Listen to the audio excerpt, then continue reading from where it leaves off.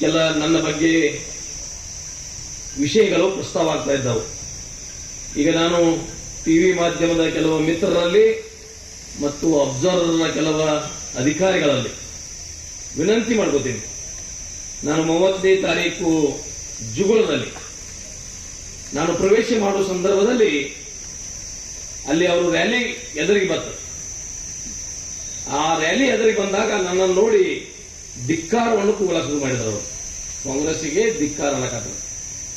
ಆಮೇಲೆ motor cycle race ಮಾಡೋದು, ನನ್ನ ಕಾರಿನ ಮೇಲೆ ಗುದ್ದುದು, ನಾನೇನು ಮಾಡಲಿಲ್ಲ, ಸುಮ್ಮನೆ ಹೋಗ್ಬಿಟ್ಟೆಲ್ಲ. ಅದು ನನ್ನ ಯೋಗ್ಯತೆಗೆ ಸರಿ ಇಲ್ಲ. ಅಲ್ಲಿ ಆ ಭಾಷೆಯಲ್ಲಿ ಒಂದು ಮಾತು ಹೇಳಿ, ನಾನು ಇದು ಊರಿಗೆ ಶೋಭೆ ತರದಂತ ವಿಷಯ ಅಲ್ಲ. ನಾನು ನಿಮ್ಮ ಊರಿಗೆ ಅತಿಥಿಯಾಗಿ ಬಂದಿದ್ದೇನೆ, ಯಾರೇ ಇರಲಿಲ್ಲ. ನಾನು 25-30 ವರ್ಷದಿಂದ ಈ ಭಾಗದಲ್ಲಿ ಜನಪ್ರತಿನಿಧಿ. ಇವತ್ತು ಬಿಜೆಪಿಯವರು ಬಂದ್ರು ನೀವು ಆಧಾರದಿಂದ ಗೌರವ ಕೊಟ್ಟು ಬರಮಾಡಿಕೊಳ್ಳೋದು. ಯಾರೇ ಬಂದ್ರು, ಇವು ಗುಂಡೇವಾಡಿ ಇರಲಿ, ಪಾರ್ಥಳ್ಳಿ ಇರಲಿ, ಯಾರಿಗೂ ಇದೇ ಮಾತು ಹೇಳ್ತಿದ್ದೆ ನಾನು.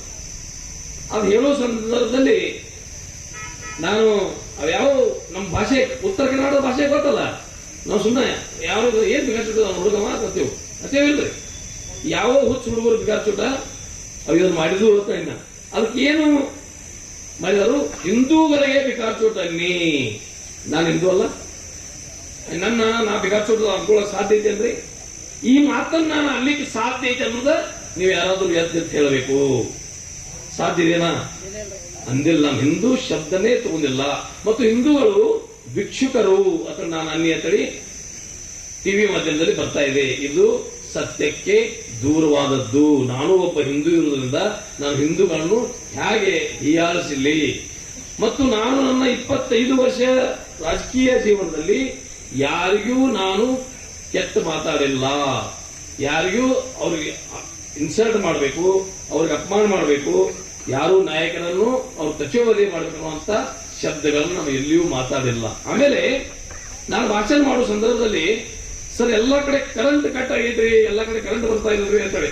ಬಿಡೋ ಮರ ನಿಮ್ಗೆ ಅಟ್ಟ ಊರಿಗೆ ಅಟ್ಟ ಕರೆಂಟ್ ಕಟ್ ಆಗೈತೆ, ಎಲ್ಲಾ ಕಡೆಯಿಂದ ಕರೆಂಟ್ ಆಗಿ ಕಟ್ ಆಗೈತಿ, ಕರೆಂಟ್ ಬೀಳೋದು ನಾನು ನಿಮ್ಮನ್ನು ಕಟ್ ಮಾಡ್ತೇನೆ, ಅದು ನಾನು ನಿಮ್ಮ ಸಂಬಂಧ ಕಟ್ ಮಾಡ್ತೇನೆ ಅಲ್ಲಿಲ್ಲ, ನಾನು ನಿಮ್ಮನ್ನು ಕಟ್ ಮಾಡ್ತೇನೆ ಅಂತ ಅಂದಾಗ MLA ಅವರು ನೀವು ನಮಗೆ ಹೆಚ್ಚು ಮತ್ತೆ ಕುಡದೆ ಹೋಗಿದ್ರೆ ನಿಮ್ಗೆ ಕರೆಂಟ್ ಅನ್ನು ಕಟ್ ಮಾಡ್ತೇನೆ ಅಂದ್ರು ಅಂತೇಳಿ ಟಿವಿ ಮಾಧ್ಯಮದಲ್ಲಿ, ಪೀಪಲ್ ಮಾಧ್ಯಮದಲ್ಲಿ ಬತ್ತು.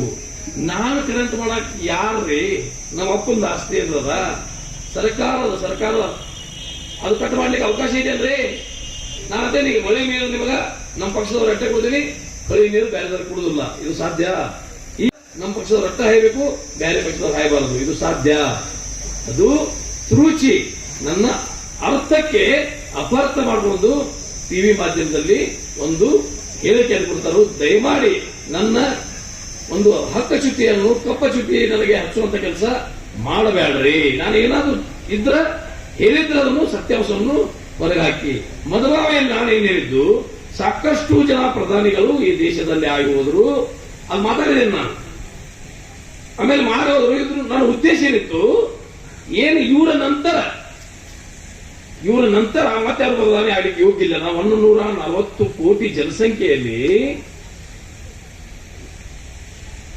ನೆಹರು ಅವರಾದ್ರು, ಲಾಲ್ ಬಹದ್ದೂರ್ ಶಾಸ್ತ್ರಿ ಅವರಾದ್ರು, ಇಂದಿರಾ ಗಾಂಧಿ ಅವರಾದ್ರು, ರಾಜೀವ್ ಗಾಂಧಿ ಅವರಾದ್ರು, ಮೊರಾರ್ಜಿ ದೇಸಾಯಿ ಅವರಾದ್ರು, PP ಸಿಂಗ್ ಅವರಾದ್ರು, ವಾಜಪೇಯಿ ಅವರಾದ್ರು, ಇವ್ರ ನಂತರ ಮತ್ತೆ ಯಾರು ಆಗಕ್ಕೆ ಸಾಧ್ಯ ಇಲ್ಲ. ನಾನು 140 ಕೋಟಿ ಜನಸಂಖ್ಯೆಯಲ್ಲಿ ಅಂತ ನಾನು ಅವರಿಗೆ ನಾನು ಮತ್ತೇನಾದ್ರು ನಮ್ಮ ಕಾಂಗ್ರೆಸ್ದವ್ರಿಗೆ ಬಿಜೆಪಿ ನಾಯಕ ಸಾಯಲಿ ಅಂತ ಅಂದಿದ್ದಾರೆ. ನಾನು ಸಾಯಲಿ ಅಂತ ಅಂದಿದ್ದ ಅವರನ್ನು ನಂತರ ಯಾರು ಆಗಲ್ಲ, ನಾನು ಸಾಯಲಿ. ಯಾಕೆ ನಾನು ಅವ್ರಿಗೆ ಪಾಪ ವಾಜಪೇಯಿ ಅವ್ರಿಗೆ ಇನ್ನೂ 1000 ವಯಸ್ಸು ಬದುಕಲಿ, 100 ವಯಸ್ಸು ಬದುಕಿ ಸೇವೆ ಮಾಡಲಿ. ನಾನು ಅದನ್ನು ಆ ಶಬ್ದ ನನ್ನ ಅನುವೇ ಉದ್ದೇಶ. ಇವರ ಪಶ್ಚಾತ್ ಮತ್ತಾರು ಇಲ್ಲೇನಾ ಅದು ಮಾತಾಡಿದೆ, ಅದು ಅಪರಾಧ. ಆಮೇಲೆ ನಾನೀಗ ಸತ್ತಿಲ್ಪ ಅಂದ್ರೆ ಇಲ್ಲಿ ಮತ್ತೆ ಯಾರು MLA ಆಗಲ್ಲ, ಇದು ಮಾತಾಡೋದು ಅಪರಾಧ.